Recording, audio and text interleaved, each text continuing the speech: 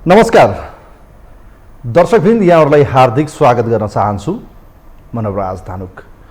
यो हो टेलिभिजनको यो विशेष सन्दर्भ विशेष लाइभमा हामी देशको समग्र राजनीति विषयवस्तु र समसामयिक घटनाक्रमको बारेमा सही र सठिक विश्लेषण गर्दै आएका छौँ। अब देश चुनावमय बनेको छ, तर पनि आशंका त्यत्तिकै छ कि चुनाव हुन्छ या हुँदैन। आशंका भने सधैँ रहन्छ। राजनीति सम्भावना असम्भावना दुवै खेल हो। र यतिखेर कुरा गर्ने भने सत्ता गठबन्धन, जो महागठबन्धनको रूपमा अगाडि बढेको सत्ता गठबन्धन, चुनावको मिति नजिकै छ।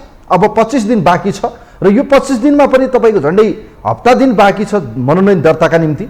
तर यतिखेर सत्ता गठबन्धनभित्र टिकट बाँडफाँड र तालमेललाई लिएर कहाँ कसलाई दिने, कहाँ कसलाई जित्दा चाहिँ कसले कति जित्छ भन्ने ठ्याक्कै हिसाब किताब नमिलेको अवस्था देखिन्छ। हिसाब किताब नमिल्नुको दुईटा कारण। एउटा कारण गठबन्धनभित्र अस्तित्वको सवाल छ, आफ्नो हैसियतको सवाल छ। दोस्रो कुरा त्यहाँभित्रको दम्बका कारणले पनि यो परिस्थिति आएको देखिन्छ। यस्तो विषम परिस्थितिमा माओवादी केन्द्रको एजेन्डा देशमा छ, तर माओवादी एक्लै चुनावमा जान डराउँछ।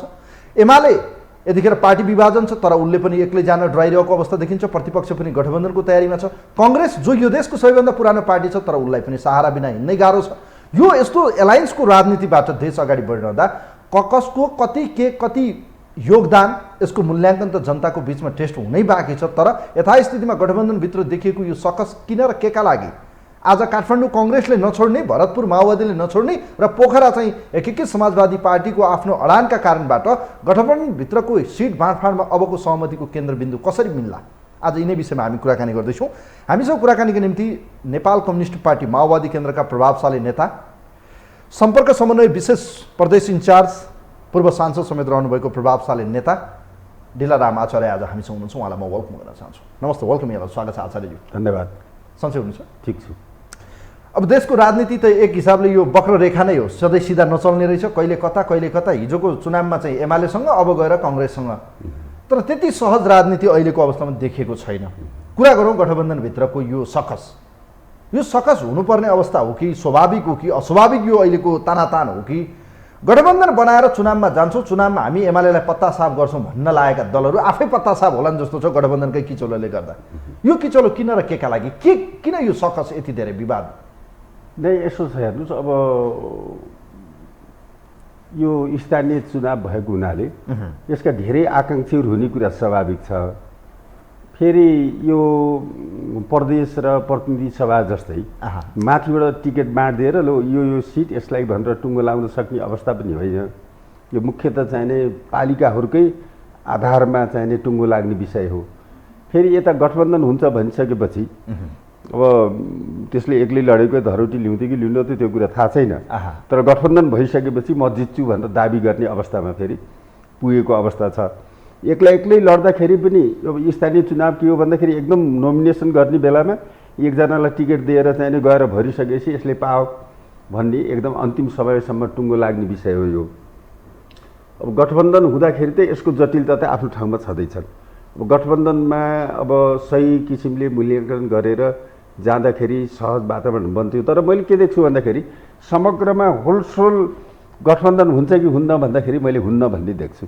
केही ठाउँमा गठबन्धन नहुन पनि सक्छ, केही ठाउँमा गठबन्धन दलहरूको बिचमा मैत्रीपूर्ण प्रतिस्पर्धा हुन पनि सक्छ।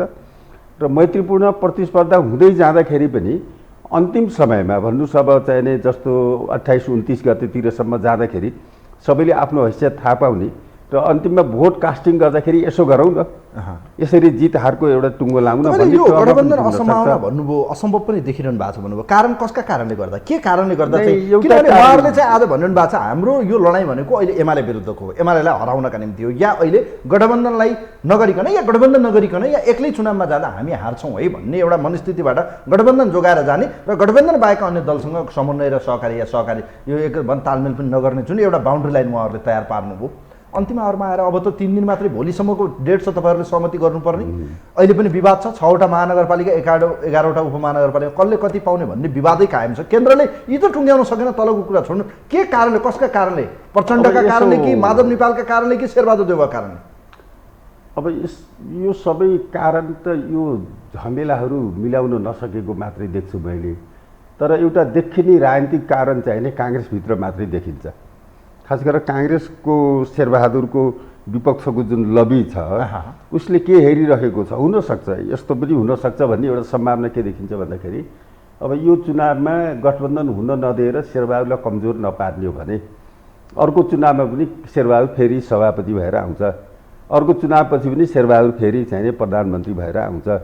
त्यसो भएको हुनाले अब चाहिने अब जुनसुकै नारा जस्तोसुकै जेसुकै गरे पनि अब गठबन्धन हुन नदिनेतिर जानुपर्छ भन्ने एउटा लबी चाहिने काङ्ग्रेसभित्र जबरजस्त राजनीतिक कारणले देखिन्छ। आज नरहने भने देशी विदेशी शक्तिको कुरा गर्ने काङ्ग्रेसभित्रै कारणले कि बाह्य शक्तिका कारणले पनि प्लिज नै अब गठबन्धनका मुख्य नेताहरू र गठबन्धनका चाहिने पार्टीका केन्द्रीय समितिहरू मूलभूत रूपले गठबन्धनको पक्षमा भइसकेपछि प्राविधिक कारणले हामीले यसलाई मिलाउन सक्छौँ कि सक्दैनौँ त्यो हाम्रो चुनौतीको कुरा हो।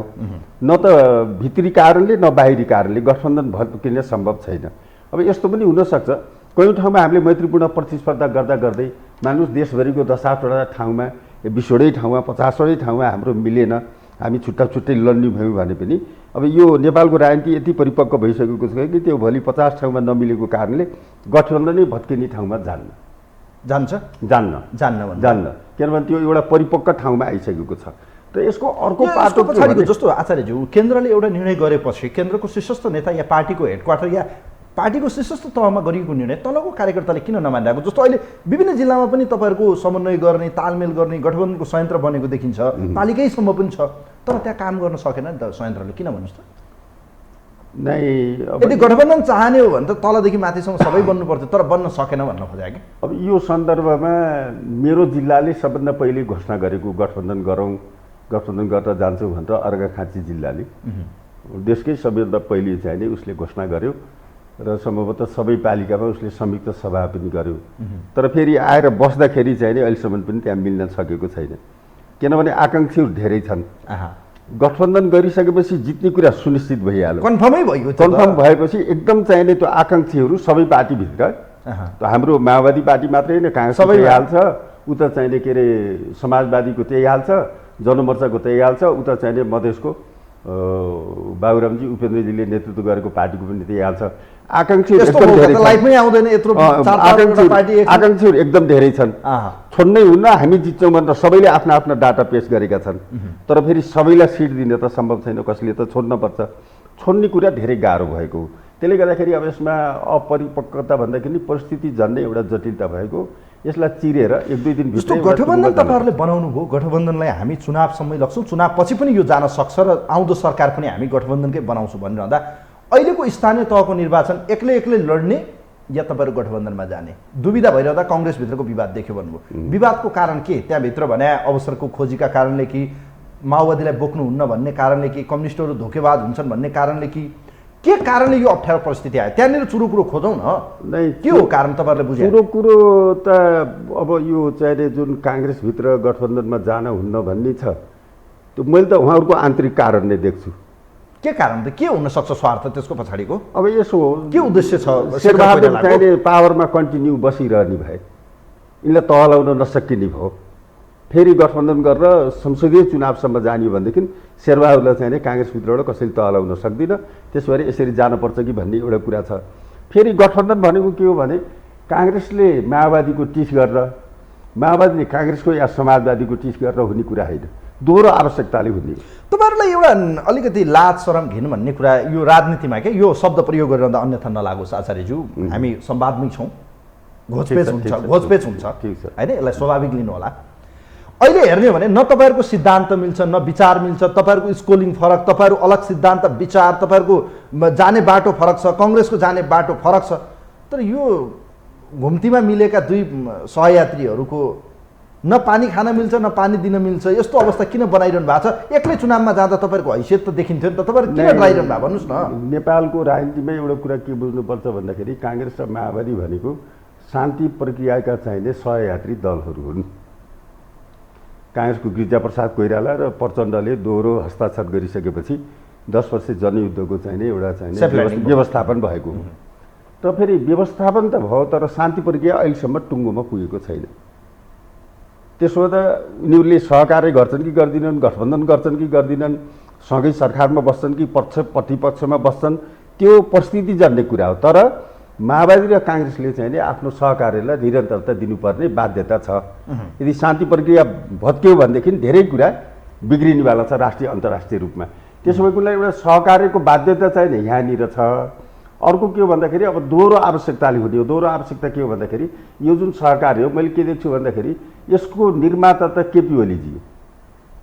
यो जुन गठबन्धन तपाईँले अहिले देख्नुहुन्छ यसको निर्माता केपी ओलीजी हो। त्यो त च्याप्टर क्लोज भइसक्यो नि त, प्रतिगमन त सचिसक्यो नि, होइन र? अब के को लागि त होइन यसो अहिले बाहिर तपाईँहरूले सुन्नुभयो होला, कङ्ग्रेसको कार्यकर्ता, जनमानस, बौद्धिक सर्कल सबैले पनि के भन्छन्, विश्लेषण गर्नेहरूले पनि भने यो स्कोलिङ थटहरू नमिल्नेहरू पनि एक ठाउँमा आएको, यो अप्राकृतिक गठबन्धन भयो, यो स्वार्थ केन्द्रित गठबन्धन हो, यो मान्नुहुन्छ तपाईँ?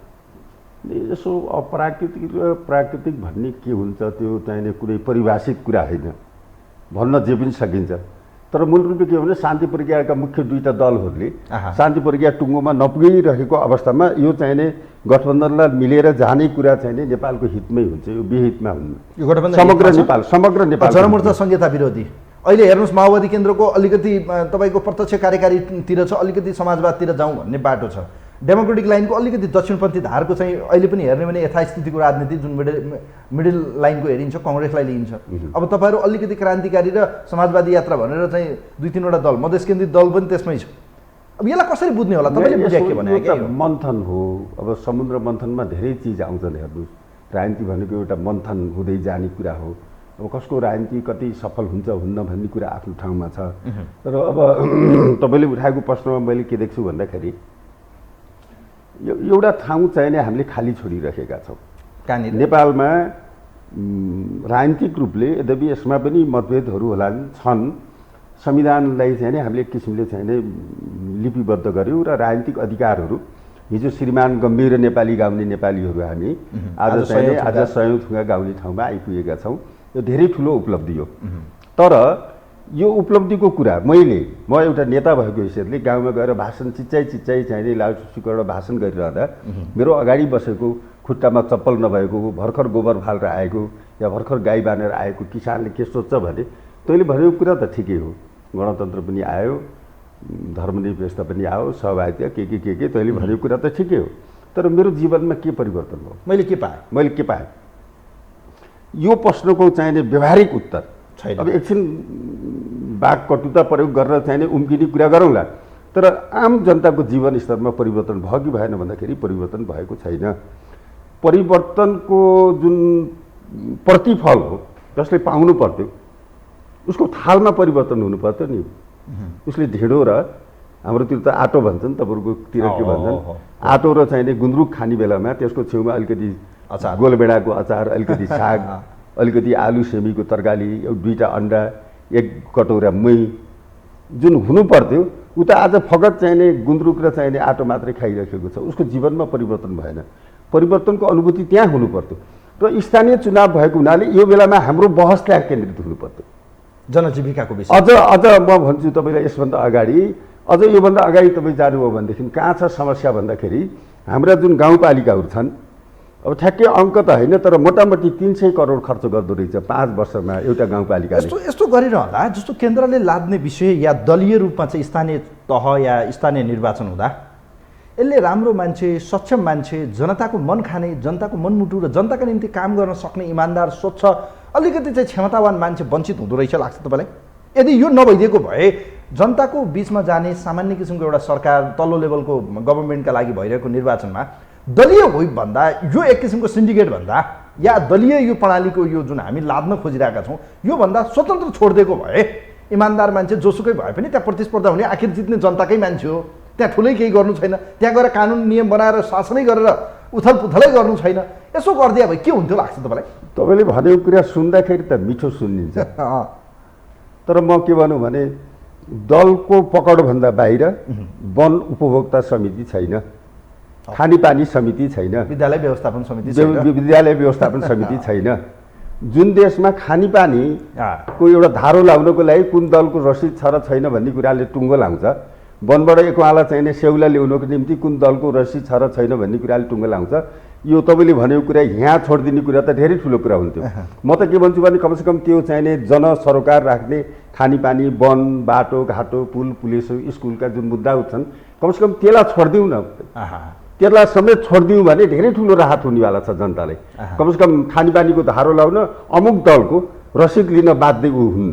अब यो त राजनीतिक मुद्दा भयो। अब संविधानले अधिकार दिएको 20-25 वटा तर कुरा ठिक हुन्थ्यो। तपाईँले भनेको कुरा ठिक हो, हामी सुरुबाटै स्वतन्त्र जाउँ, ग्राम पञ्चायत नगर पञ्चायतमा त्यहाँ त दलीय सिस्टम छैन, त्यहाँ पनि लगाएर हालिसक्योहरू। अहिले बिजेपी आइसके सबै गन्जागोल भइसक्यो त्यहाँ। तपाईँले भनेको कुरा पुरानो भइसक्यो, त्यो चाहिँ नि 8-10 वर्ष पुरानो। अहिले त सबै दलको चिन्ह लिएर लड्न थालिसके, मारामार भइसक्यो त्यहाँ चाहिँ। दलीय रूपमा जाँदाखेरि अब जस्तो अहिले पनि तपाईँहरूको गठबन्धनभित्र देखिएको सकस के छ भने केन्द्रले लादेको निर्णय हामी मान्दैनौँ, जनताको स्तरमा चाहिँ यो कार्यान्वयन नहुनु पनि सक्छ, तल्लो कार्यकर्ताले मान्न पनि सक्दैन। सबैभन्दा जटिल समस्या आज तपाईँहरूलाई देखेको यो भरतपुरको कारणले गर्दा, काठमाडौँको कारणले गर्दा, पोखराको कारणले कयौँ मेजर अब यो महानगर उपमहानगर तल्लो लेभलमा त सिङ्गल गए पनि फरक परेन, कयौँ ठाउँमा तालमेल होला नहोला। मलाई एउटा कुरा नि यो स्थितिबाट हेर्दाखेरि अहिले तपाईँले जुन देखिरहेको यो किचलो अलिकति सकस प्रचण्डको दौडधुप, माधव नेपालको दौडधुप, यो शेरबहादुरले पनि पार्टीभित्र मिलाउन खोजिरहेको जस्तो कङ्ग्रेसभित्र पनि जोहारी चलिरहेको छ, महामन्त्री भन्नुहुन्छ होइन हामी एक्लै जानुपर्छ, कङ्ग्रेसका डेलिगेसन, यो हेर्दाखेरि गठबन्धन सम्भावना छ कि छैन? अब गठबन्धन रहला नरहला, यदि कङ्ग्रेससँग गठबन्धन भएन भने या उहाँहरूले धोका दिने अवस्था आयो भने तपाईँहरू के गर्ने प्लिज? नै यसो गठबन्धनको अहिले विकल्प छैन, त्यो त थाहा छ, तर उहाँहरू मान्नु भएको छैन नि त। उहाँहरूले मान्नुहुन्छ कि मान्नुहुन्न त्यो काङ्ग्रेसको पनि ठुलो परीक्षा हो। काङ्ग्रेस चाहिँ नि अरूसित मिलेर काम गर्न तयार छ कि छैन? उहाँहरूले के भन्नुहुन्छ भाषणमा के समितिको बैठकले के भनेको भने केन्द्रीय समितिको बैठकले के भन्यो? हामी आवश्यकता र सिद्ध भनौँ न औचित्यका आधारमा चाहिँ हामी भनौँ न तालमेल गर्ने गठबन्धन गर्न सकिन्छ भन्ने निर्णय केन्द्रीय समितिले गर्यो। तर अहिले आएर उहाँहरू मान्न तयार हुनुहुन्न, नेताले माथिबाट लाद्यो भने हामी मान्दैनौँ। अब काङ्ग्रेसको अगाडि दुईवटा प्रश्न भए उहाँहरूले तेर्साएको। पहिलो कुरा काङ्ग्रेस चाहिँ नि आफ्नो केन्द्रीय समितिको बैठकप्रति उत्तरदायी छ कि छैन, ऊ विश्वसनीय हो कि होइन, उसलाई विश्वास गर्न सकिने तागत हो कि होइन, एउटा प्रश्न थियो। अब फेरि गठबन्धनको कल्चरलाई ऊ सँगै लिएर जान तयार छ कि छैन, यो प्रश्न पनि काङ्ग्रेससित त्यसको स्वार्थ सत्ता मात्रै हो कि उनले लात हान्ने हो कि तपाईहरुलाई पनि आशंका त त्यही हो नि त। हो त्यसले गर्दाखेरि काङ्ग्रेसले चाहिँ नि अब यो चाहिँ नि हामीले जे निर्णय गरेका छौँ त्यसमा प्रतिबद्ध छौँ र इमान्दार छौँ भनेर देशलाई बताउने कि हामी निर्णय एउटा गर्छौँ कार्यान्वयन अर्को गर्छौँ। केन्द्रीय समितिमा एकमत हुन्छ, अब विराटनगर गएपछि फेरि झगडा सुरु हुन्छ। यहाँ चाहिँ नि सानेपा मिटिङ बस्दाखेरि एकमत हुन्छ, विराटनगर गएपछि झगडा सुरु हुन्छ, या धनगढी गएपछि झगडा सुरु हुन्छ।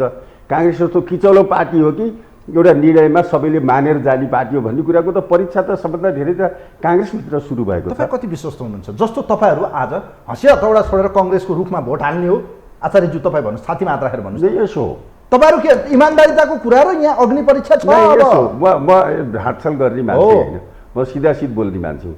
पार्टीले चाहिँ नि अब एउटा निष्कर्षमा पुर्याएर अब यो चाहिँ नि शान्ति प्रक्रियादेखि सबै मुद्दामा काङ्ग्रेससित हामी सहकार्य गरेर जाने भन्ने हुँदाखेरि म रुखमा भोट हाल्छु।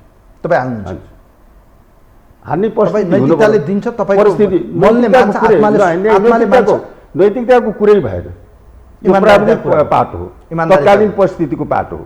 हामीले जे निर्णय गऱ्यौँ केन्द्रीय समितिबाट कि काङ्ग्रेससित सहकार्य गरेर जाने, समाजवादीको कलमसित सहकार्य गरेर जाने, उता चाहिने के अरे उपेन्द्र यादवजीको पार्टीसित या जनमोर्चासित सहकार्य गरेर जहाँ जे पर्छ मैले के ठान्छु भने जब मेरो पार्टीको केन्द्रीय समितिले सहकार्य गरेर जाने भन्ने निर्णय भइसकेपछि मैले सबै पाँचवटै दलको चिन्हलाई हँसिया हतौडा। अहिले एकीकृत समाजवादी पार्टी, माओवादी, जसपा र जनमोर्चा चाहिँ गठबन्धन गरौँ, कङ्ग्रेसलाई पनि मिलाएर जाउँ, हामी जान तयार इमान्दारीपूर्वक भन्ने एउटा प्रतिबद्धता र कसम खान तयार। तर कङ्ग्रेसभित्र पनि सभापति वरिष्ठ नेता तयार देखिन्छ एउटा समूह, अर्को समूह चाहिँ अहिले पनि यसको विपक्षमा देखिरहँदा यदि कदम कदाचित अहिले तपाईँहरूले त भनिरहनु भएको छ हाम्रो तर्फबाट त बेइमानी हुँदैन, हामी धोका दिँदैनौँ, हामी इमान्दारीपूर्वक जान्छौँ, यो गठबन्धन हामी चाहिँ साथ लिएर जान्छौँ, कङ्ग्रेसकै कारणले गठबन्धन टुट्ने सम्भावना हो त? त्यसो भए अब यदि भइहाल्यो भने किनभने तपाईँहरूले भनेर हामी त टु बी अनेस्ट हामी जान्छौँ, तर उहाँहरूले गरिदिनु भएन भने? काङ्ग्रेसको यसो हुन्छ होला, मैले के देख्छु भन्दाखेरि टुटिहाल्यो भने पनि आंशिक रूपमा केही ठाउँमा मात्रै त्यस्तो घटनाहरू घट्छन्। आम रूपमा काङ्ग्रेस मिलेर जान्छ। त्यसको मेसेज के? त्यो ठाउँमा टुटेको ठाउँमा यदि मानिलिनुहोस् तपाईँहरू हार्नुभयो भने त्यसको परिणाम के? या जुनसुकै पार्टीको तपाईँहरूले पाएको ठाउँमा हार्नुभयो त्यसले इगो पैदा होला, उहाँहरूले पाएको ठाउँमा उहाँहरू हार्नुभयो त्यसले के होला? सहजै जित्नुभयो त राम्रै भयो ल, सहयोग भयो होला। त्यसको निष्कर्ष त के हुन्छ भने काङ्ग्रेस चाहिँ आफ्नो परीक्षामा फेल भयो। काङ्ग्रेसले केन्द्रीय समितिले एउटा निर्णय गर्छ तर विराटनगरको काङ्ग्रेसले त्यो मान्दिन। या धनगढीको काङ्ग्रेसले त्यो कुरा मान्दिनँ या ताप्लेजुङको काङ्ग्रेसले त्यो कुरा मान्दिनँ। काङ्ग्रेसको चाहिने निर्णय गर्ने जुन आधिकारिकता हो त्यो चाहिने सानेपासित छैन, शेरबहादुरसित छैन, त्यो छरपष्ट छ। कुण्ड कुण्ड पानी मुण्ड मुण्ड बुद्धि भने जस्तै काङ्ग्रेसको चाहिने टाउकै पक्षको बुद्धि हुन्छ, उसले आफ्नो बुद्धि लडाउँछ र त्यसै गर्छ। काङ्ग्रेस चाहिने गठबन्धनको निम्ति विश्वास गर्न जान योग्य पार्टी होइन भन्ने कुरा स्थापित हुन्छ।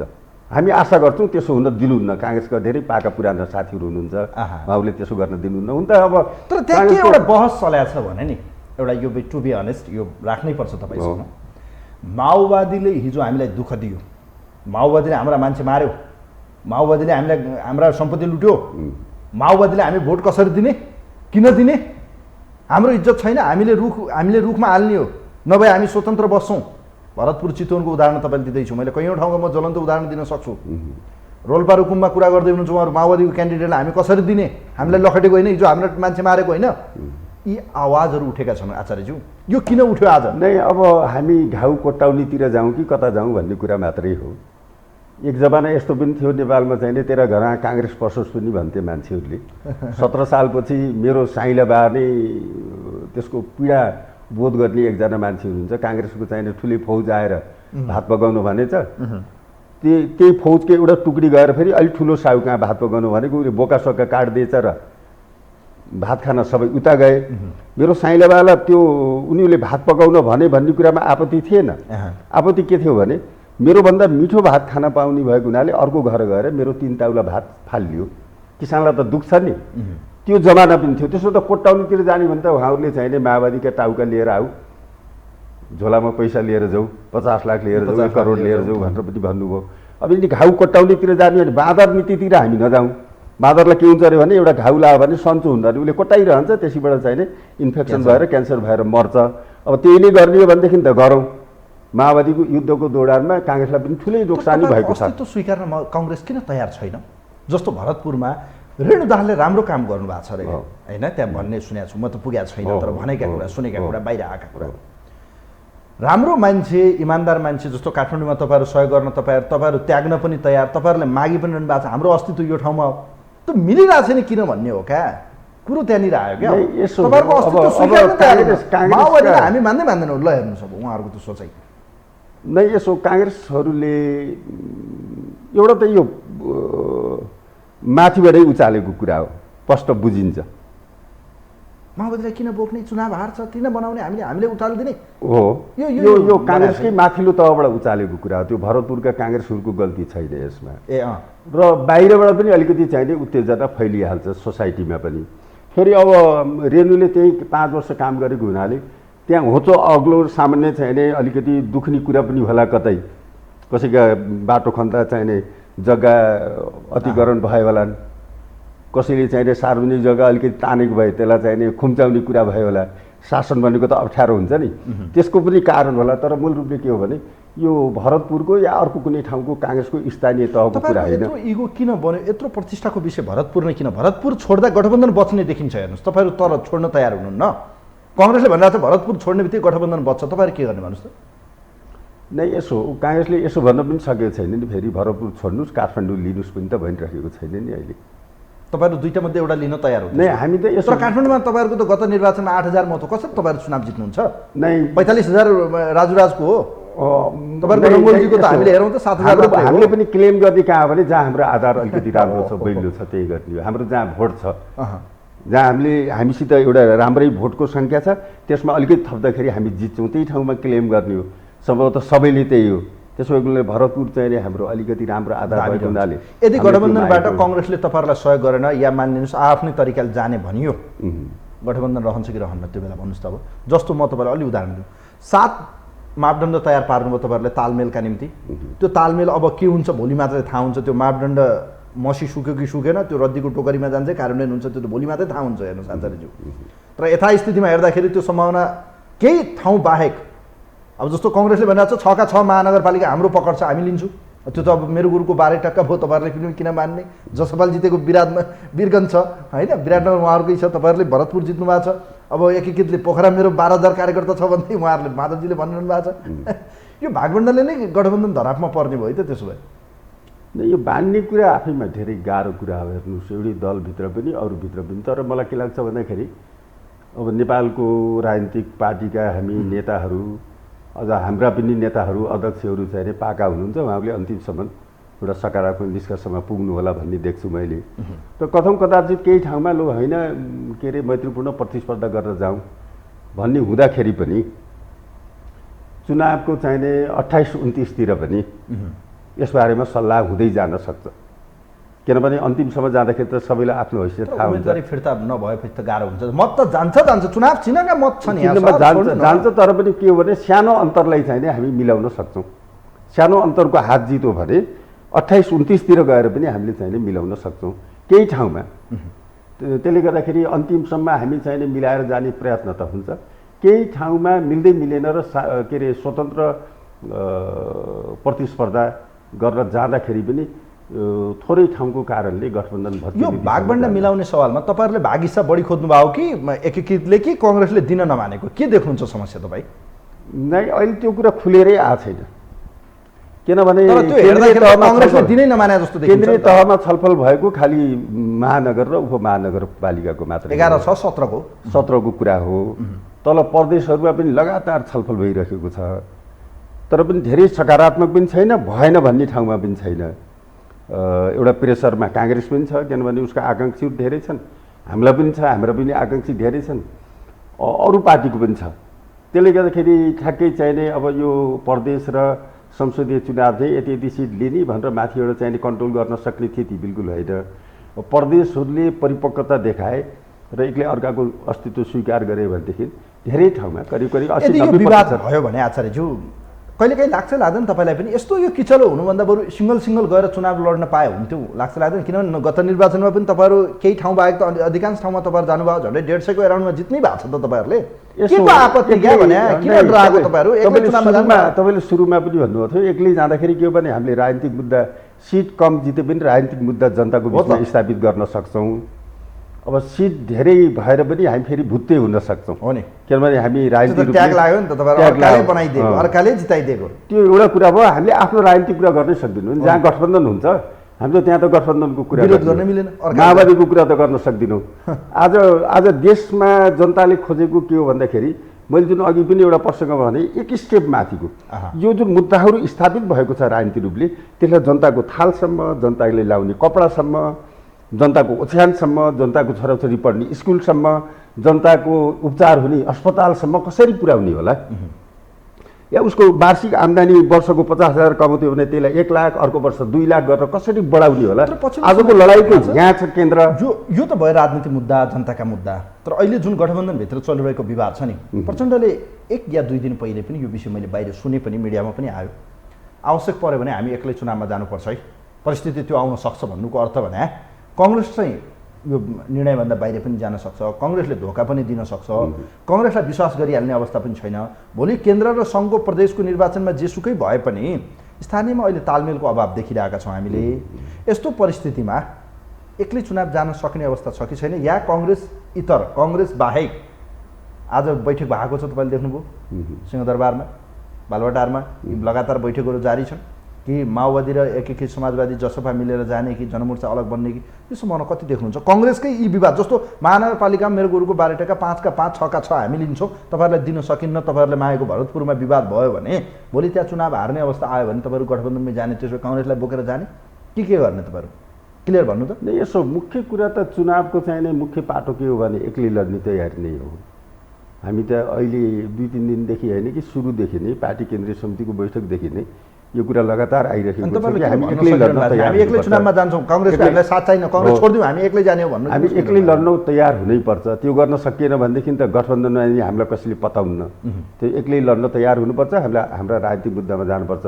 त्यसैको दोस्रो पार्ट के भने होइन गठबन्धन गरेर केही ठाउँमा हामीले अलि धेरै जित्छौँ भनेदेखि त्यो पनि पहल गरौँ न। हाम्रो कारणले अरूलाई फाइदा हुन्छ भने, अरूको कारणले हामीलाई फाइदा हुन्छ भने मुद्दा विचार यी सिद्धान्तका भन्दा पनि जित्नका निम्तिको चुनाव जस्तो देखियो नि त खास त हेर्दाखेरि, होइन त? नै, यसो हो हेर्नुहोस्, अब जितिसकेपछि के गर्छौँ त्यो मलाई थाहा छैन। तर अहिले के छ भन्दाखेरि अहिले स्थानीय निकायमा राम्रा मान्छेहरूले, असल मान्छेहरूले, जनताका मुद्दा बुझ्ने मान्छेहरूले जित्नुपर्छ र जिताउनुपर्छ।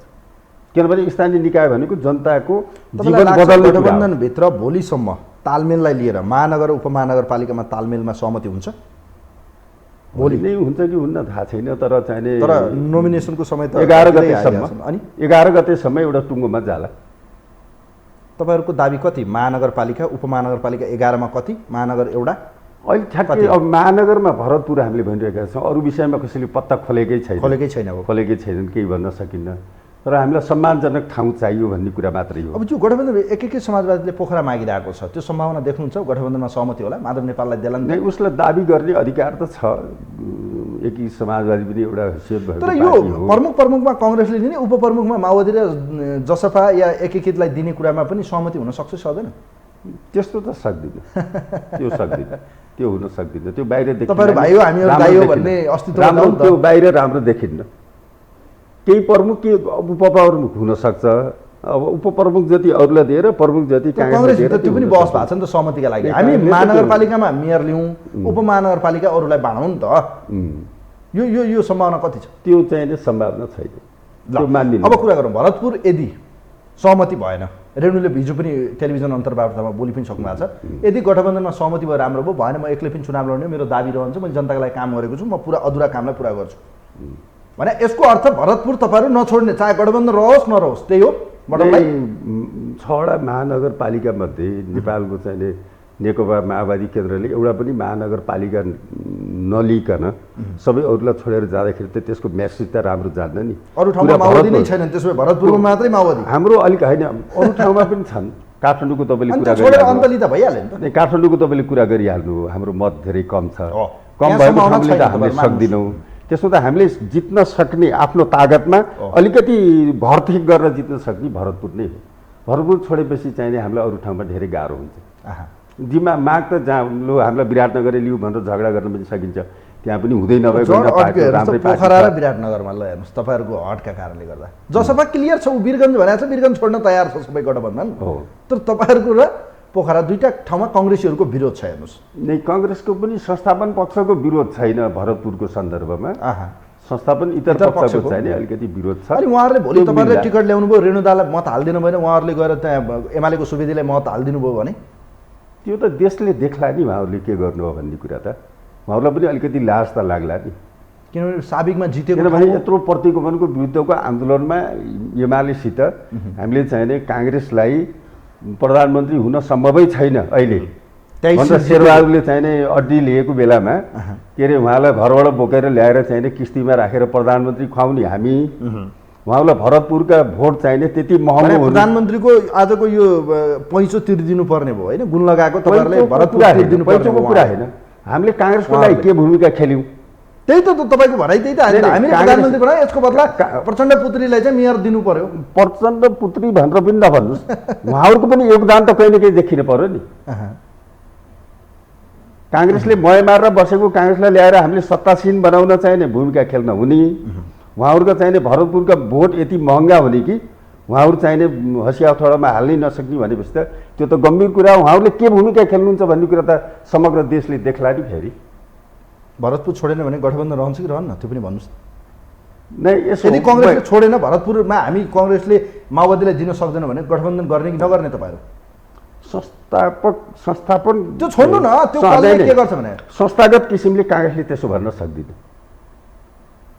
भरतपुरमा सहयोग नगरे अन्त तपाईँहरूले किन मत हाल्ने त्यो पनि भन्नुहोस् न त। किन हाल्नु तपाईँले कङ्ग्रेसलाई? यसो हो, तपाईँहरूले पाउने ठाउँमा तपाईँहरूलाई नदिने अनि अन्त गएर कङ्ग्रेसलाई तपाईँहरूले भोट हाल्ने नैतिकता दिन्छ, त्यो मान्छ मनले? नै, यसो हो, तपाईँहरूको उम्मेदवारलाई नदिने रे उहाँहरूले, अनि तपाईँले गएर काठमाडौँमा चाहिँ उनका मेयरलाई दिने, पोखरामा तिनका मेयरलाई, विराटनगरमा तिनका मेयरलाई मत दिनुहुन्छ तपाईँहरू? के बुझ्नुहोस् भन्दाखेरि अब काङ्ग्रेसले संस्थापन पक्षले शेरबहादुरले या केन्द्रीय समितिले भरतपुर चाहिने हामी दिन सक्दैनौँ भन्ने निर्णय गर्दाखेरिको अनि उहाँहरू साइलेन्टै बस्दिनु भयो। ल मान्नु, तर के छ भन्दाखेरि अब त्यहाँका चाहिने केही उत्तेजित मान्छेहरूले त्यसो गरे भनेर उत्तेजित मान्छेहरूले के गरे त्यसलाई चाहिने पछ्याएर हिँड्न त सकिन्न नि। फेरि चिसो त रहन्छ नि आचार्यजी, चिसो त पर्ला। अब एउटा तपाईँहरूले जब 6 मध्ये एउटा माग्नु भएको छ, त्यो ठाउँमा पनि कङ्ग्रेसले सहयोग गर्दैन भने किन बोक्ने त यो गठबन्धनलाई? त्यति त भन्छ होला नि नेताहरूले, भन्दैन कार्यकर्ताले, भन्दैन चितवनको कार्यकर्ताले। तपाईँहरूलाई चाहिँ हामीले चाहिँ बोक्ने कङ्ग्रेसलाई, तपाईँहरू बोकेर हिँड्ने, प्रधानमन्त्री बनाउने, अनि हाम्रो ठाउँमा चाहिँ त उहाँहरूले अन्तर्घात गरेर धोका दियो भने किन बोक्ने त? ल मलाई भन्नु न। तर कुरा के हो भने हामी फेरि कुनै एकजना मान्छे एउटा पक्ष या 200-400 मान्छे उत्तेजित भयो भनेर त्यसलाई चाहिँ नि हामीले आफ्नो आइकन बनाएर त हिँड्न तपाईँलाई विश्वास छ भरतपुरका कङ्ग्रेसीहरूले भोलि गएर गठबन्धन भएर रेणुलाई मत दिन्छन्, रेणुलाई मत देला? केही मान्छेले नदेला नि, तर भरतपुरमा रेणुले जित्नुहुन्छ कन्फर्म? कन्फर्म। अब कुरा गरौँ, एमाले पनि सशक्त गठबन्धनको तयारीमा छ। एमाले पार्टी फुटे पनि भनिरहेको छ महागठबन्धन होस् चाहे 50वटा पार्टी आउनु पत्ता साफ पारिदिन्छु म तपाईँहरूलाई। ओलीको अहिलेको क्रेजलाई कसरी हेर्नु भएको छ तपाईँले? नै यसो ओलीजीको के हो भन्दाखेरि गठबन्धन भने स्वार्थको गठबन्धन हो, अरूले बनाइदिएको परमादेशी गठबन्धन हो, यो दक्षिणपन्थी गठबन्धन हो, यो देश र जनताको अहितको गठबन्धन हो, देशको अर्थतन्त्र डामाडोल पारे मेरो सरकार ढलाए, यी कम्युनिस्ट होइन नि त घरमा आगो लगाएर खरानी धसेकाहरू हुन्। तपाईँलाई त कम छ त, उहाँले खेद्न छ। म ओलीजीकै भाषामा बोल्न त कति सकुला म, तर के हो भन्दाखेरि नेकपा एमाले पनि परमादेशबाट बनेको पार्टी हो। अदालतले होइन माओवादी आफ्ना आफ्ना पार्टीमा जाऊ भनेर एमाले पनि त्यही जगमा सडकमा आइसकेको थियो। 70% जोगाएको मात्रै हो, त्यतिले जोगाएको हो। उहाँ त सडकमा आइसक्नु थियो, 30% मात्रै थियो एमाले उहाँसित। फेरि अर्को कुरा के भन्दाखेरि अब ओलीजीको जुन कार्यशैली छ सबलाई छैन म दाइँ लगाएर हिँगा लगाइदिन्छु भनेर मैले अहिले तपाईँको टिभीमा आउनुभन्दा पहिले चाहिँ नि एउटा के लेख्दै थिएँ, लेख्दाखेरि मैले रेडियो सुन्छु, रेडियो एकतिर चलिरहन्छ, यता चाहिँ लेख्ने के एउटा चाहिँ लेख्नुपर्ने थियो। त्यसमा एकजना एमालेका नेताको चाहिँ भाषण कसले हाल्यो रहेछ, लाइभ त होइन कसले पिस हाल्यो रहेछ। 70 करोड खाइयो त खाइयो, कसैका बाउको खाएको त होइन नि भनेर बोल्नु हो, तर तल मान्छेले ताली बजाए। मलाई त्यो बोल्ने मान्छे भन्दा ताली बजाउने मान्छेसित अचम्म लाग्यो। खान त खाइयो 70 करोड, कसैका बाउको खाएको है, अरबौँ खाइयो नि, अरब अरब खाछन् अरूले। 70 खाएर के भयो त भन्दाखेरि ताली बजाउने तहमा उहाँले जानुभएको छ। मैले एमालेको बारेमा एउटा कुरा मात्रै भन्छु तपाईँसित प्लिज। यसले ओलीजी मेरो सम्मानित व्यक्ति हो, व्यक्तिको सम्बन्ध धेरै राम्रो छ मेरो, तर म के भन्छु भन्दाखेरि यो जुन बहुदलीय जनवाद जब भन्ने जुन नारा हो नि, देशमा राजाले शासन गरेको बेलामा राजालाई पनि अलिकति लहरा जिउराले बाँधेर चाहिँ सिक्रीले बाँधेर राख्नुपर्छ भनेर मदन भण्डारीले ल्याएको कार्यक्रम हो जनताको बहुदलीय जनवाद। देशमा गणतन्त्र आइसक्यो, तर उहाँहरू जनताको बहुदलीय जनवाद बोकेर हिँडिराख्नु भएको छ। एमालेको विद्वान साथीहरूलाई केपी ओली लगायत सबै विद्वान साथीहरूलाई मेरो प्रश्न के हो भने आज मदन भण्डारी जीवित भएको भए यही कार्यक्रम बोकेर हिँड्नु त उहाँ, तर उहाँहरू त भन्नु जनताको बहुदलीय जनवाद। म के भन्छु भन्दाखेरि मदन भण्डारी जीवित भए यो कार्यक्रम लिएर उहाँ हिँड्नु त, किनभने लाज हुन्थ्यो र राजनीतिक रूपमा लाज उहाँले बुझ्नुहुन्थ्यो। त्यसो त अब यस्तो लाज पचाएर हिँडेपछि त के हुन्छ भन्दाखेरि राजनीतिक रूपले त एमालेको त विघटन भइसक्यो, एउटा क्लब मात्रै छ। कहिलेकाहीँ क्लबहरूले पनि शासन गरेका हुन्छन्, कयौँ ठाउँमा राजनीतिक मान्छेहरूले पनि शासन गरेका हुन्छन्, तर राजनीतिक रूपले के हो भन्दाखेरि उहाँले इमान्दारी साथ एमालेका विरुद्ध होइन त यत्रो गठबन्धन, तपाईँहरू डराएको होइन त उहाँको पपुलारिटी देखेर? उहाँसँग अहिले पनि कमजोर राख्न सकिन्न भने प्रधानमन्त्रीले डराएको भन्दा पनि 298 स्थानीय तह जितेको पार्टी हो। डराएको भन्दा पनि के हो भने यो गठबन्धन तयार पारिदिएकै केपी ओलीले हो त, किनभने हामीले त केपी ओलीजीलाई यो देशको चाहिने नायक बनाउनु खोजेका थियौँ। माओवादी र एमाले मिलेर 2/3 बहुमतको सरकार निर्माण गरेर भन्ने आरोप छ तपाईँलाई। त्यसको 4 सिट नआउने र मैले ल्याएर यहाँ यत्रो बनाइदिएँ फुर्ती हान्ने माओवादी, त्यो कुरा देशले देखेको छ। त्यो किन उहाँले भन्नु पर्यो, उहाँहरूको पनि कति छन् हामीले त हेरेका छौँ नि, 1000 भन्दा कम जितेको मात्र हो। राष्ट्रिय समस्या प्रचण्ड हुँदासम्म यस्तै हो माओवादी हुँदासम्म। तर के हो भन्दाखेरि ओलीजीले के बुझ्नुपर्छ भने हामी त उहाँलाई चाहिने नायक बनाउनु खोजेका हौँ, उहाँको हातबाट समानता र न्यायको चाहिने शिलान्यास गर्न। तर अहिले त तपाईँहरूको नजरमा खलनायक उहाँ खलनायकमा जानुभयो। 2-2पल्ट आफू बहुमतमा भएको पार्टीले काम गर्न दिएन। पार्टीले त उहाँलाई चाहिने पहिल्यै कारवाही गर्नुपर्थ्यो भन्छु म त। 108 किलोको जलरी चढाउने पशुपतिलाई, पशुपतिमा सुन कमी भएर नेपालीले दुःख पाएका हुन्। नेपालमा हो कि भारतमा हो कि या चाहिने थाइल्यान्डतिर हो कि कहाँ हो राम जन्मिएको, त्यसको टुङ्गो नलाएर नेपालले दुःख पाएका हुन्। छलफलको विषय त्यो पनि हुनसक्छ केपी ओलीले उठाएको, तर उहाँ त यस्ता मुद्दामा राम कहाँ जन्मिएका हुन् थोरीमा, पशुपतिलाई चाहिने 108 किलोको जलहरी, यस्ता मुद्दामा उहाँले लगेर हालिदिनु भयो कि अब चाहिँ नेपालीको गरिबी दुःख पीर बर्खासित त उहाँले त्यसलाई चाहिँ अर्कोतिर लानुभयो। त्यो हुँदाखेरि पनि हामी सहेर बस्यौँ। 2.5 वर्ष दुईटा पार्टीका नेताहरूले सरकार चलाउने भन्ने लिखित सम्झौतालाई प्रचण्डले 5 वर्ष तपाईँ चलाउनुहोस् भनेर छोड्नुभयो। यो उदारतालाई हटाउन खोजियो, मलाई सिद्ध्याउन खोजियो, भलै जेसुकै होस्। आचार्यज्यू, अहिलेको अवस्थामा हेर्दाखेरि जनताको बिचमा म पपुलर छु, म फेरि बहुमत ल्याउँछु, म फेरि सरकार सञ्चालन गर्छु भनेर दम्ब यतिखेर या भनौँ उहाँको भनाइ केपी शर्मा ओली भनिरहनु भएको छ। तपाईँहरू उहाँका विरुद्धको यो गठबन्धन बनाइरहँदा उहाँ पनि मोर्चाबन्दी कस्न थाल्नु भएको छ। हेर्नुहोस्, आज कमल थापा, एकनाथ ढकाल, महन्त ठाकुर, तपाईँको सिके राउत, राजेन्द्र लिङ्गदेनहरूसँग पनि तालमेल हुन सक्ने सम्भावना देखिरहँदाखेरि एमाले कमजोर भइसकेको हो र लाग्छ तपाईँलाई? नै यसो एमाले विभाजित भइसकेपछि त कमजोर त भयो नै, त्यो कुरा त थाहा। तर उहाँले भनेर म कमजोर छैन, झन् बलियो भएर हो, त्यो भन्न पाइन्छ। ठुलो माओवादी चुनावमा म मेरो पार्टी फुट्यो, कमजोर भएँ, मैले जित्दिनँ भनेर त कसले भोट देला उहाँलाई? त्यो भन्न त उहाँ त बाध्य हुनुहुन्छ, भन्नै पर्यो। तर कुरा के हो भन्दाखेरि एमाले पनि आफैमा कमजोर भएको छ, पार्टी विभाजित भएको छ। माधव झलनाथहरू त्यहाँबाट निक्लिएका छन्। माधव झलनाथ भनेको व्यक्तिगत रूपले एउटा व्यक्ति मात्रै होइन, एमालेको छाता हो। त्यो चाहिँ सारा मुलुकले देख्ने कुरा हो। अरू धेरै साथीहरू यताउति छन्, त्यो पनि उहाँ पनि गठबन्धन बनाएर फेरि यता अपवित्र गठबन्धन भन्दै हुनुहुन्छ। अब काङ्ग्रेसको र माओवादीको गठबन्धन अपवित्र भयो, हिजो शान्ति सम्झौताका चाहिँ हस्ताक्षरकर्ता। तर फेरि कमल थापा र केपी ओलीको गठबन्धन पवित्र भयो। अब यस्तो यस्तो कुरा चाहिँ नि उहाँले गरिराख्नु। त्यसले गर्दाखेरि के हो भन्दाखेरि गठबन्धन उहाँले पनि गर्नुहोस्, राम्रो कुरा हो, गरेर जानुहोस्। तर मूल रूपले के हो भन्दाखेरि यो जुन गठबन्धन छ यो चाहिँ शान्ति प्रक्रियालाई टुङ्गोमा पुर्याउनु। जनताको नजरमा अहिले जनताको भावना, जनताको सेन्टिमेन्ट र जनताको मनोविज्ञान हेर्दाखेरि एमालेप्रति पनि त क्रेज त होला नि त, बलियो त छ भन्ने अनुमान त गर्न सकिन्छ। तपाईँहरूको लडाइँ त अहिले एमालेकै विरुद्ध हो, अरूका विरुद्ध त हुने सम्भावना छैन। यदि कङ्ग्रेस विरुद्ध हुन्थ्यो भने त तपाईँहरू एक्लै जानुहुन्थ्यो।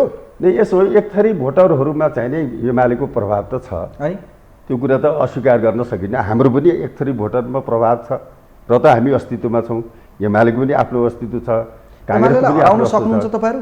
उसले भनिरहेको छ एक गठबन्धन होइन, पुरा दर्ता भएका पार्टी आयो भने म स्विप गरिदिन्छु भनेर भने नै भन्ने कुरा। हामी त क्विन्टलो यी भने ढकुन, त्यो कुरा भन्ने कुरा हो। तर के हो भन्दाखेरि उहाँ पनि चाहिँ नि ढक्ने हो भन्ने कुरा कमल थापाहरूले लगेर आफ्नो तराजुमा हाल्न थालेपछि, एकनाथ ढकाललाई लगेर तराजुमा हाल्न थालेपछि, अब अरू अरू मान्छेहरूलाई पनि आफ्नो तराजुमा हाल्न थालेपछि उहाँले चाहिँ नि भन्दा क्विन्टल भने पनि आफूलाई पनि ढक मान्नु रहेछ भन्ने कुरा त घटनाले स्थापित गरिसक्यो। त्यसले गर्दाखेरि जटिलता त एमालेलाई पनि छ।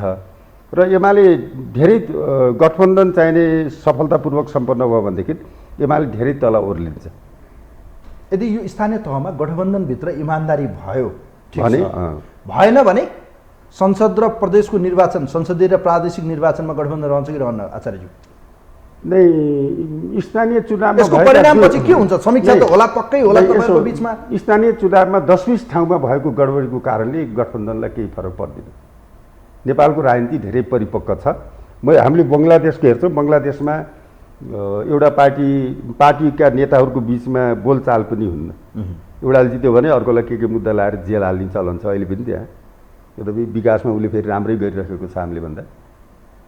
तर हाम्रो के छ भन्दा एकदम कडी कडाउ प्रतिस्पर्धाको बिचमा पनि, युद्धको बिचमा पनि दलका नेताहरू बसेर सल्लाह गर्ने जुन संस्कृति छ यो चाहिँ धेरै उच्च प्रकारको कल्चर हो।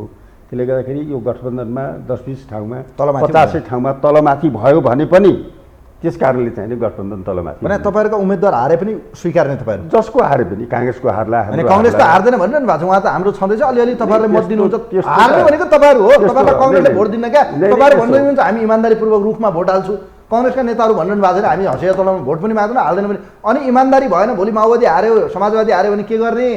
त्यो भन्नु न मलाई। काङ्ग्रेस त जित्छ कन्फर्म। काङ्ग्रेसले पनि सबै ठाउँ कन्फर्म जित्ने भए त यो गठबन्धन किन चाहियो र? अनि तपाईँहरूले मत हाल्ने, उहाँहरूले हाल्ने नहाल्ने? हाम्रो दुःखको कारणले उहाँले गठबन्धन गरिराख्नु भएको छैन। तपाईँहरूको उम्मेदवारलाई कङ्ग्रेसले भोट हालेन भने के गर्ने भन्नु खोजेको कि मैले? उहाँहरू उठेको ठाउँमा सबै ठाउँ जित्ने, तपाईँहरू उठेका ठाउँमा हारियो भने यसको परिणामले के हुन्छ मलाई जवाब चाहियो क्या। केही विशेष ठाउँ विशेषका केही घटनामा त्यस्तो होला, तर आम रूपमा काङ्ग्रेसले त्यसरी बेइमानी गर्छन् भन्ने मलाई लाग्दैन। आम रूपमा काङ्ग्रेसले बेइमानी गर्छ कङ्ग्रेसीहरूप्रति। नै काङ्ग्रेसहरूले त्यहाँ बागी उम्मेदवार हान्छन्, तपाईँले देख्नु भएको छ, स्वतन्त्रका नाममा दनादन ठोक्छन्। काङ्ग्रेसहरू त आफ्नै उम्मेदवारको विरुद्ध पनि बागी उम्मेदवार हान्छन् अनि अन्तर्घात गर्छन्। एउटा कल्चर काङ्ग्रेसभित्र छँदैछ। तर पनि के भने मूल रूपले फेरि काङ्ग्रेस चाहिने एउटा राजनीतिक प्राणी भएको नाताले परिपक्व काङ्ग्रेसहरूले सबै ठाउँमा चाहिने बेइमानी गर्छन् भन्ने म ठान्दिनँ। केही घटनाहरू त्यस्ता घट्न सक्छन्, केही घटना त्यस्ता घट्यो भने पनि त्यही कारणले हामी उत्तेजित हुन्नौँ। गठबन्धन जान्छ त्यसो गठबन्धन निरन्तर जान्छ, सङ्घ र प्रदेशमा पनि जाने त जान्छ। र स्थानीय निकायमा भन्दा मैले के देख्छु भने सङ्घ र प्रदेशमा योभन्दा सहज रूपले गठबन्धन त्यो त हुन्छ, त्यो त थाहा छ नि, कम सिट हुन्छ, मिल्छ नि त, एउटा यता मिलिहाल्छ नि, त्यो त मिल्नेसम्म यहाँ पो गाह्रो छ त, यहाँ गाह्रो छ। मेयर यो गाह्रोलाई हामीले पार ल्यायौँ भनेदेखि यसका केही नकारात्मक रिजल्ट पनि आउँछन्। हामी पहिल्यैदेखि तयार हुनुपर्छ। सबै ठाउँमा चाहिँ कस्तो नेगेटिभ भनेको गठबन्धन असफल हुने, गठबन्धन नहुने, आपसमै गठबन्धनभित्रका दलहरूको बिचमा प्रतिस्पर्धा हुने, केही तिक्तता हुने, त्यसको लागि त हामी राजनीतिक मान्छे त तयार हुनु पर्यो। तपाईँहरूको घर झगडा गठबन्धनको लफडाले एमालेलाई फाइदा हुने सम्म कति देख्नुहुन्छ? त्यो फाइदा उठायो एमाले झन् जब्बर भएर आयो भने सानो प्रतिशत मात्रै हुन्छ।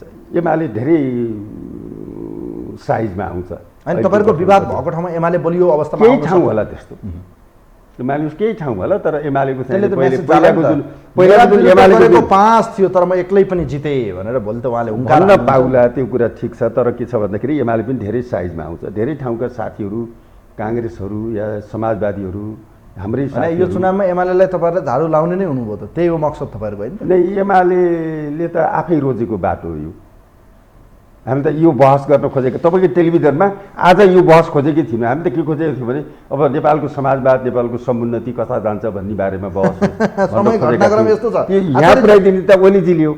आचार्यज्यू, अन्त्यमा मलाई भन्नुहोस् त, जनताका मुद्दा बोक्ने इमान्दार निष्ठावान कस्ता व्यक्तिलाई तपाईँहरूले यसपटक उम्मेदवार बनाउनुहुन्छ? गठबन्धनका नाममा पैसावाला, धनवाला, फलानु पार्टीबाट जो उठे पनि चुनाव जित्ने भन्ने मनस्थिति हुन्छ कि केही न केही त्यसका पनि क्राइटेरियाहरू, एउटा लिमिटेसनहरू होला? के हुन्छ उम्मेदवार चयनको प्रक्रिया? तपाईँहरूले कस्ता मान्छेलाई दिने? योभन्दा अगाडिको चुनावमा हाम्रो दल होइन, हामी नेपाली राजनीतिकी पार्टीहरूले एउटा गल्ती गऱ्यौँ भन्ने छ मेरो। के गल्ती? तपाईँको टिभी मार्फत मैले यो भन्न चाहन्छु। प्लिज। त्यो गल्ती के गर्यो भन्दाखेरि एउटा क्षमता भएका पाका राजनीतिज्ञहरू जसले सम्पत्तिको धेरै लोभ लाभ नगरिकन रिटायर लाइफ हेल्ने ती राजनीतिज्ञहरूलाई हामीले चाहिने स्थानीय निकायमा मेयर अध्यक्षमा अगाडि बढाइदिनु पर्थ्यो र तिनले जनताको जीवन परिवर्तनको निम्ति केही काम गर्थे। तर हामी त्यसो गरेनौँ।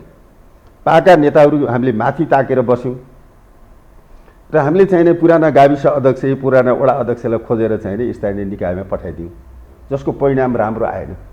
आज तपाईँ यहाँबाट प्लेन चढेर दिउँसो धनगढी जानुभयो भनेदेखि तपाईँले पहाडको हालत देख्नुहुन्छ के छ भनेर जम्मै चाहिने डोजर लाएर खतम छ। या तपाईँ चाहिने झापा जानु दिउँसोको प्लेनमा भने देख्नुहुन्छ के छ हालत।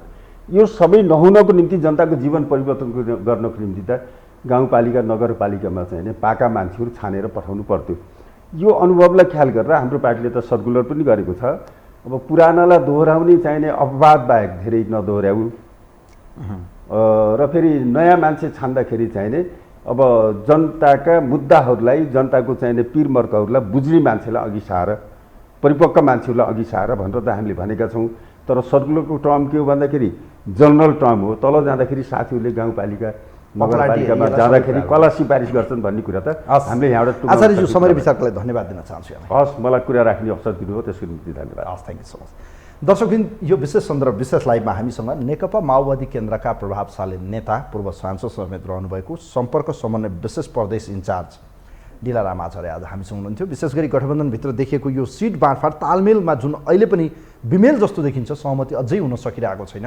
यो सहमतिको बाधक के हो? के कङ्ग्रेसकै कारणले गर्दा गठबन्धन रहन्छ या रहन्न? यदि भरतपुर महानगरपालिका रेणु दाहालले पाउनु भएन या माओवादीलाई कङ्ग्रेसले सहयोग गरेन भने आगामी दिनमा गठबन्धनको भविष्य के हुन्छ लगायतको विषयमा कुराकानी गऱ्यौँ। कार्यक्रम हेरिदिनु भयो, यहाँहरूप्रति आभार व्यक्त गर्दै आजको अतिथिसँग कार्यक्रमको टिमसँग म पनि बिदा हुन्छु। नमस्कार।